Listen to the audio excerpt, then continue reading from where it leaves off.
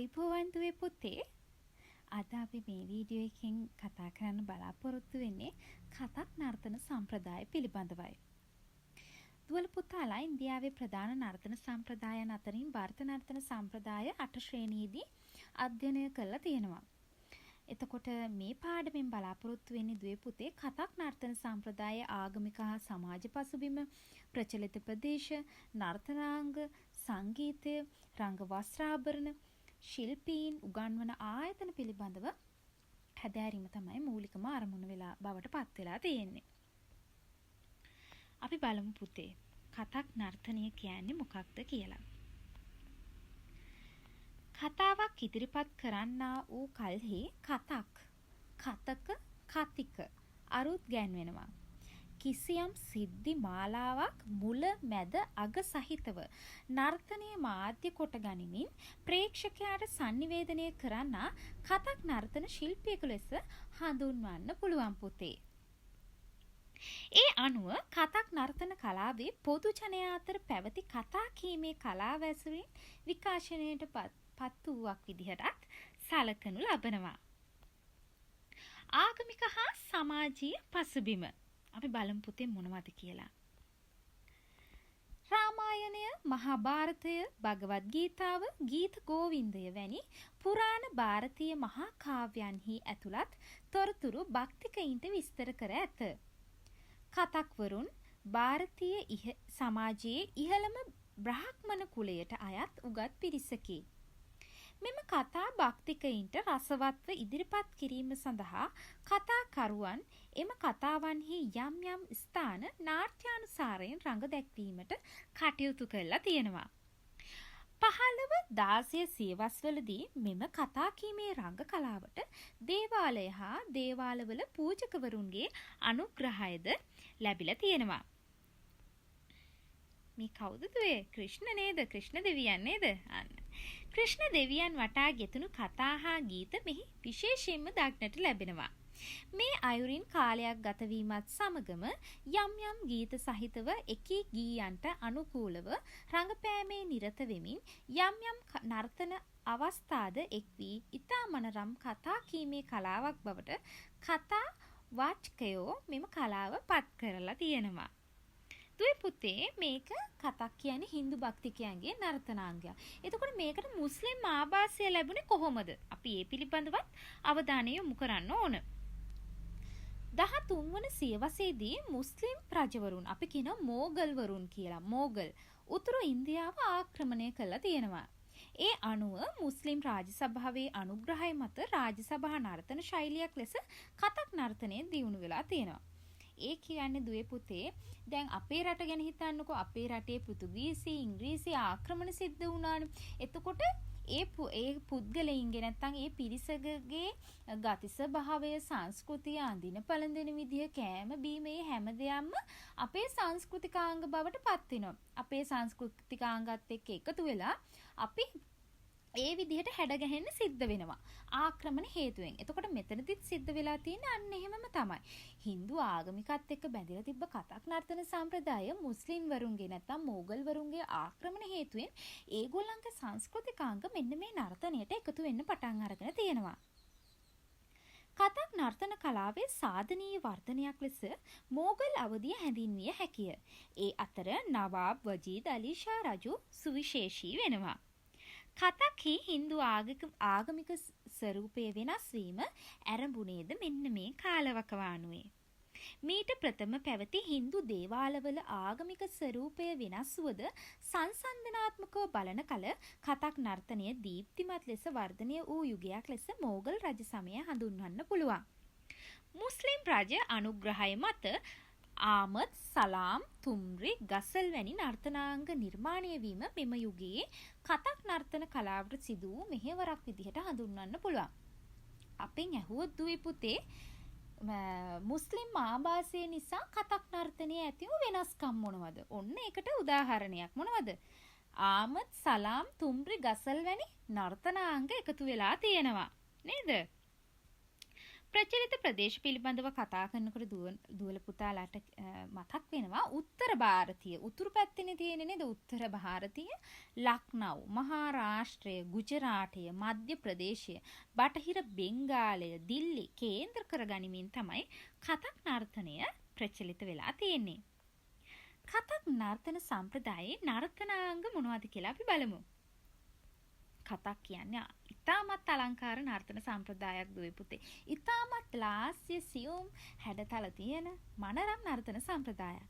මේ නර්තන සම්ප්‍රදායේ නර්තනාංග ගත්තොත් ආමද්, භජන්, පරන්, ගසල්, තුම්රි, තරානා, ගුරු වන්දනා, සලාම්, තත්කාර්, බෝල්, ටුකඩා කියන නර්තනාංග යුක්ත වෙනවා. අපි බලමු පුතේ මේ මොනවද කියලා. ආමද් ආමත් යනු පිවිසීමයි. විලම්බ ලයේ සිදු කෙරෙන නර්තනාංගයක් වෙනවා. සලාම් ප්‍රේක්ෂකාගාරයට ආචාර කිරීම මෙමගින් සිදුවේ. මුස්ලිම් ආභාසයලත් නර්තනාංගයක් විදිහටත් අපිට හඳුන්වන්න පුළුවන්. පරන් පරන් යනු පබ්වාජය නැත්නම් පක්වාජය නම් වූ වාද්‍ය භාණ්ඩයේ දනිත පද වලට අනුව ඉදිරිපත් කෙරෙන නර්තනාංගයක්. පරන් පදවල ඇත්තේ ගාම්භීරත්වයක්. ඒ අනුව පරන් නර්තනාංගයේද තාණ්ඩ ගති ලක්ෂණ සහිත නර්තනාංගයක්. පරන් නිර්මාණය කිරීමේදී දෙන්තා, දෙත්තා යනාදී පද කොටස් ඇතුළත්ය.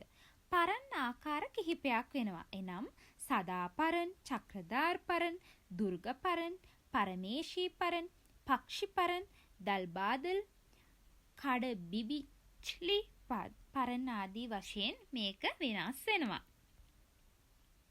ඊළඟට දුවේ පුතේ ගුරු වන්දනා. අපි මේ කතක් නර්තනය පිළිබඳව අධ්‍යයනය කරනකොට විශේෂයෙන්ම ඔයගොල්ලෝ දැනගන්න ඕන කතක් නර්තනයේදී ප්‍රථමයෙන්ම කරනු ලබන්නේ ගුරු වන්දනාව.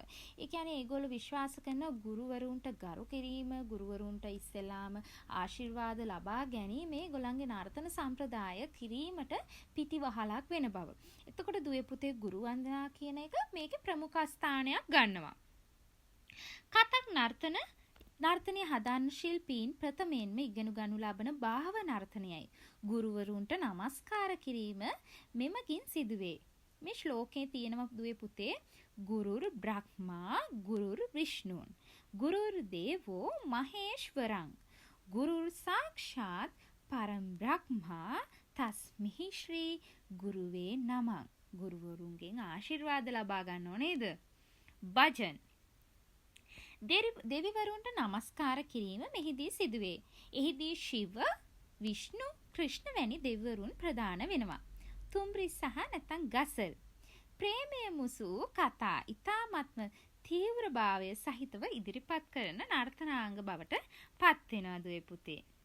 ඊළඟට අපි සංගීත සම්ප්‍රදාය හා වාද්‍ය භාණ්ඩ පිළිබඳව කතා කරොත් කතක් නර්තනය හා බැඳි සංගීත සම්ප්‍රදාය වන්නේ උත්තර ಭಾರತೀಯ හින්දුස්ථානීය සංගීතය. හරිම අලංකාර පද කොටස් වාදනයක් තියෙන සංගීත සම්ප්‍රදායක්. ගායනය ගත්තහම දුවේ පුතේ භජන්, ගසල්, තුම්රි ගායනා කරනවා. මෙම ගායනා භාවාත්මක හැඟීම් දනවනවා. පසුබිම් ගායනයට නර්තනය ඉදිරිපත් කරනවා. වාදනය ගත්තොත් පක්වාජ්, තබ්ලාව ප්‍රධාන අවනද්‍ය වාද්‍ය භාණ්ඩ වෙනවා. සර්පිනාව, සාරංගිය, සිතාරය, තාම්පුරාව, බටනලාව ස්වර වාද්‍ය භාණ්ඩ බවට පත් වෙනවා. මේ තියෙන දුවේ පුතේ ඒ රූප. දුවල පුතාලට මේ රූප දීලා මොනවද කියලා අහන්න පුළුවන් නේද? මේ තියෙන තබ්ලාව, බටනලාව, පක්වාජ්‍ය, තාම්පුරාව නේද? ඊළඟට දුවේ පුතේ අපි රංග වස්ත්‍රාභරණ ගැන කතා කරනවා. නර්තන ශිල්පී වූ ක්‍රිෂ්ණාගේ ඇඳුමට සමාන වස්ත්‍රාභරණ ශිල්පිනිය රාධාගේ ඇඳුමට සමාන වස්ත්‍රාභරණද අඳිනවා. මුස්ලිම් බලපෑමත් සමග මුස්ලිම් ආභාසයලත් ඇඳුම්ද නිර්මාණය වුණා. නර්තන ශිල්පිනියගේ රංග වස්ත්‍රාභරණය ගත්ත දුවේ පුතේ මෙන්න මේ ආකාරයට තමයි දිස්සෙන්නේ. ඕගොල්ලන්ට මේකෙදි පේනම ඇති මේකේ මුල් ඇඳුම හින්දු ආගමික නැඹුරුවක් තියෙනවා. එතකොට දෙවැනි ඇඳුම ඕගොල්ලන්ට පේනවා ඇති මේ ෂෝල් එක දුවේ පුතේ හිස ආවරණය කරනවා. හිස ආවරණය කරන්නේ කවුද? අපේ මුස්ලිම් ප්‍රජාව නේද? එතකොට ඔන්න මුස්ලිම් ආභාසය ඇඳුම් පැළඳුම් වලටත් ඇවිල්ලා තියෙනවා. නර්තනාංග වලට වගේම ඇඳුම් පැළඳුනුම වෙනස් වෙලා තියෙනවා. ඔන්න ඔය වෙනස්කම් තුල පුතාලා ලියන්න ඕන ප්‍රශ්නයක් ආවොත්. එතකොට මේ ඇඳුමේ කොටස් ටික ගත්තොත් ලෙහෙඟා කියනවා අපි ඉනට අඳින දිග සායට. චෝලි කියනවා උඩුකයට අඳින හැට්ටයට. චුඩ්ඩාර් පිජාමාව යටට අඳින කලිසම. ත්‍රුපට්ටා කියනවා උඩට අඳින සලුව සාටකය නැත්තම්. ගුංගුරු කියනවා දෙපාවල වලලු කරට පළඳින ආභරණයට. තෝඩු කියන්නේ කරාඹු නලල් තැලි හිසට පළඳින ආභරණයක් වෙනවා. දුවේ පුතේ නර්තන ශිල්පියාගේ රංග වස්ත්‍රාභරණ ගත්තත් වෙනස් වෙනවා. මේ බලන්නකෝ නේද? මුස්ලිම් ආභාසය තමයි මුලින් තියෙන්නේ. දෙවෙනි එක තමයි හින්දු ආභාසය නේද? පිරිමි ඇඳුමත් වෙනස්කම් වලට ලක් වෙලා තියෙනවා. කාන්ත ඇඳුම් විතරක් නෙවෙයි. කුර්තා කමිසය උඩට අඳින ඇඳුම, චුඩ්ඩාර් පිජාමාව යටට අඳින කලිසම, සලුව ඉනට බඳින පටිය, ගුංගුරු දෙපාවලට භාවිත කරනවා. පුතේ කතක්වල ගරානා කියලා අපි විශේෂ නාමයෙන් හඳුන්වනවා. ඒ කියන්නේ අපි ගුරුකුල කියලා අර්ථ ගන්වන්නේ. කතක් නර්තනයෙහි ප්‍රාදේශීය විශේෂතා දක්වන ගුරුකුල කිහිපයක් පවතිනවා. ඒ අතර ප්‍රධානත්වයෙහිලා සැලකෙන්නේ ලක්නව් ගුරුකුලය හා ජයපුර් ගුරුකුලයයි. මේ තියෙන පුතේ ගුරුකුල ටික ලක්නව්, ජයපුර්, බෙනාරස් සහ රායගර් කියලා කියන රායිසර් කියන රායගර් කියලා මේ භාවිත කරනවා. ලක්නව් ගරානාව ගත්තොත් 19 වන සියවසේ ලක්නව්හි නවාබ් වජීද් අලි ෂා රජු ගොඩනැගුණු කතක් කලාවයි. ජයපුර් ගරානාව ගත්තොත් රාජකීය රජමැදුරේ අනුග්‍රහය මත ගොඩනැගුණු කතක් කලාවයි. බෙනාරස් ගරානාව ගත්තොත් ජානකී ප්‍රසාද් කලාකරුවා බෙනාරස් ප්‍රදේශයේ ගොඩනැගූ කතක් කලාවයි. රායගර් ගරානාව ගත්තොත් රාජා චක්‍රදාර් සිංහගේ අනුග්‍රහයෙන් රායගර් ප්‍රදේශයේ ගොඩනගූ කතක් කලාව විදිහට තමයි දුවේ පුතේ මේ ගරානා නැත්තම් ගුරුකුල අපට හඳුන්වා ගන්න පුළුවන්. ලච්චු මහරජ ඉන්නවා, නවාබ් වජීද් අලි ෂා රජතුමා ඉන්නවා. මේ කතක් නර්තනයේ ප්‍රවර්ධනයට දායක වූ දුවේ පුතේ කල්ක ප්‍රසාද්, බීජු මහරජ, දාදින් මහරජ මේගොල්ලෝ පිළිබඳව ඔයගොල්ලෝ දැනගෙන ඉන්න ඕන. කතක් නර්තනය උගන්වන ප්‍රධාන ආයතන පිළිබඳව කතා කරනකොට දුවේ පුතේ දිල්ලි කතක් කේන්ද්‍රය තමයි මූලික වෙන්නේ. අපි භරතනාට්‍යම් වල ඉගෙන ගත්තා නේද? මොකද අධ්‍යයනහි කලා ශාස්ත්‍රාන්නේ වගේ අධ්‍යාපන ආයතනය වෙන්නේ මොකද්ද? දිල්ලි කතක් කේන්ද්‍රය. බාත් ඛණ්ඩ විශ්වවිද්‍යාලයත් මේ අතරින් ප්‍රධාන වෙනවා.